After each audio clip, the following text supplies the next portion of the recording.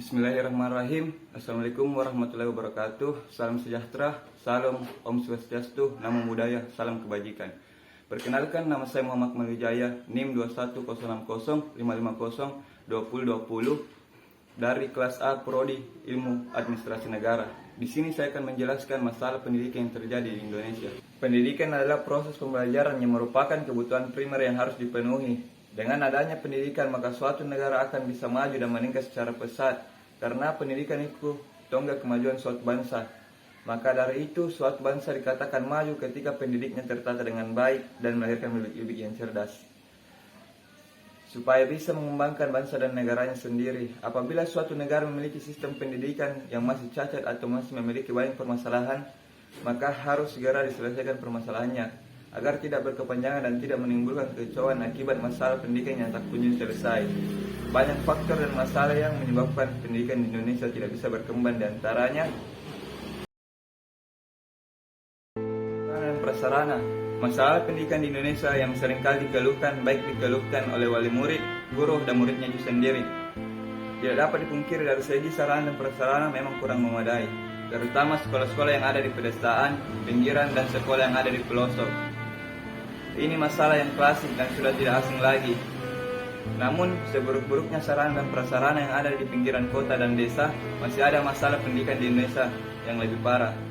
Kita tahu bahwa Indonesia negara kepulauan yang memiliki banyak sekali pulau. Bahkan, daerah bagian yang tidak terakses seperti halnya di tempat kita tinggal saat ini dan di tempat teman-teman yang berada di Papua.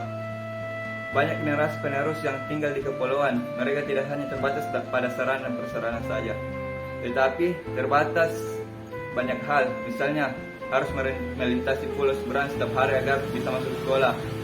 Hidup dengan keterbatasan koleksi buku, karena tidak terakses dan tidak terjamah. Belum lagi masalah tidak ada jaringan listrik, sehingga mereka harus menggunakan penerangan tradisional.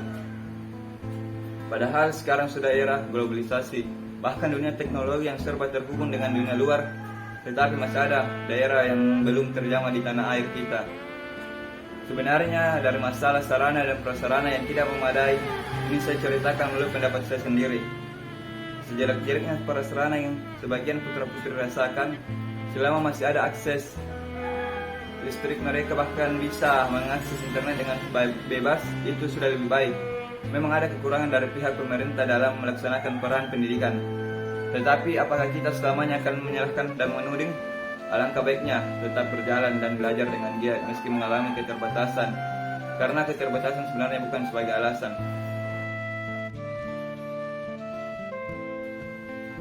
Masalah yang kedua adalah mahalnya biaya pendidikan. Tidak dapat dipungkiri, masalah pendidikan di Indonesia yang paling mendasar terletak pada masalah biaya pendidikan. Meskipun sudah digadang-gadang gratis, tetap saja ada bagian yang membayar. Ironisnya, banyak masyarakat miskin yang hanya membayar, tidak seberapa bagi orang yang berjus tapi tetap menyulitkan. Lagi-lagi di sini saya memiliki perspektif lain tentang masalah dana pendidikan. Masyarakat umum di tempat kita sudah terstereotipkan dan terdewakan dengan kata lulusan dari mana, lulus peringkat berapa, dan apapun itu yang menjadikan pendidikan itu adalah raja. Tidak dapat dipungkiri, memang lewat pintu pendidikan mampu mengantarkan seseorang ke masa depan yang lebih baik. Bahkan cukup bermodal peringkat terbaik dan dari sekolah terbaik bisa menentukan nasib seseorang. Secara lahir, memang pendidikan adalah modal dasar dari segala, tetapi dilihat dari ilmu hakikat atau organ atau sejatinya, keberhasilan seseorang tidak selalu ditentukan dari tingkat pendidikan. Stereotip masyarakat yang terlanjur beredar dan terlanjur terpatu memang sulit diubah. Nyatanya banyak orang-orang hebat yang justru putus sekolah. Orang-orang yang awalnya dianggap bodoh dan nyeleneh tidak berkesempatan sekolah, nyatanya memiliki garis hidup yang berbeda. Seperti yang telah kita ketahui, kualitas pendidikan di Indonesia semakin memburuk. Hal ini terbukti dari kualitas guru, sarana belajar, dan murid-muridnya. Guru-guru tentunya punya harapan terpendam yang tidak dapat mereka sampaikan kepada siswanya. Memang guru-guru saat ini kurang kompeten. Banyak orang yang menjadi guru karena tidak diterima di bidang lain atau kekurangan dana. Televisi guru-guru lama yang sudah lama mendedikasikan dirinya menjadi guru. Selain pengalaman mengajar murid, mereka memiliki pengalaman yang dalam mengenai pembelajaran mereka. Belum lagi masalah gaji guru. Jika fenomena ini terus berlanjut, tidak lama lagi pendidikan di Indonesia akan hancur, mengingat banyak guru-guru berpengalaman yang pensiun. Sarana pembelajaran juga turut menjadi faktor semakin terpuruknya pendidikan di Indonesia, terutama bagi penduduk daerah terbelakang. Namun, bagi penduduk daerah terbelakang tersebut, yang penting adalah ilmu terapan yang benar-benar dipakai untuk hidup dan bekerja. Ada banyak masalah yang menyebabkan mereka tidak belajar secara normal seperti kebanyakan siswa pada umumnya. Adapun langkah-langkah yang harus dilakukan oleh pemerintah menurut saya adalah langkah pertama yang akan dilakukan pemerintah yakni meningkatkan akses terhadap masyarakat untuk dapat menikmati pendidikan di Indonesia. Tolak ukurnya dari angka partisipasi. Langkah kedua, menghilangkan ketidakmerataan dalam akses pendidikan seperti ketidakmerataan di desa dan kota serta gender. Langkah ketiga, tingkat mutu pendidikan dengan meningkatkan kualifikasi guru dan dosen serta tingkat rata-rata kelulusan dalam ujian nasional. Langkah keempat, pemerintah akan menambah jumlah pendidikan di bidang kompetensi atau sekolah kejuruan untuk menyediakan tenaga siap pakai yang dibutuhkan. Langkah kelima, pemerintah berencana membangun infrastruktur seperti menambah jumlah komputer dan perpustakaan di sekolah-sekolah.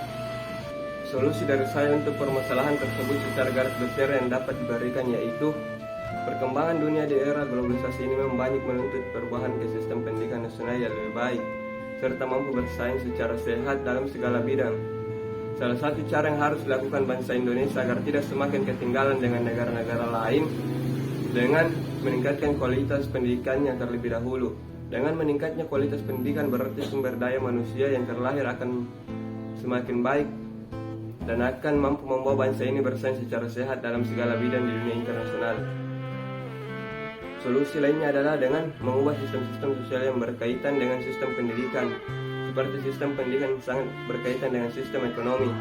Sistem pendidikan di Indonesia sekarang ini yang berprinsip antara lain meminimalkan peran dan tanggung jawab negara dalam urusan publik, termasuk pendanaan pendidikan, menyangkut perihal pembiayaan seperti rendahnya sarana fisik, kesejahteraan guru, dan mahalnya biaya pendidikan. Berarti menuntut juga perubahan sistem ekonomi yang ada.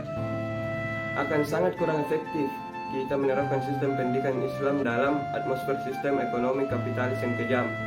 Maka sistem kapitalis saat ini wajib dihentikan dan diganti dengan sistem ekonomi yang Islam yang meninggariskan bahwa pemerintah lah yang akan menanggung segala pembiayaan pendidikan.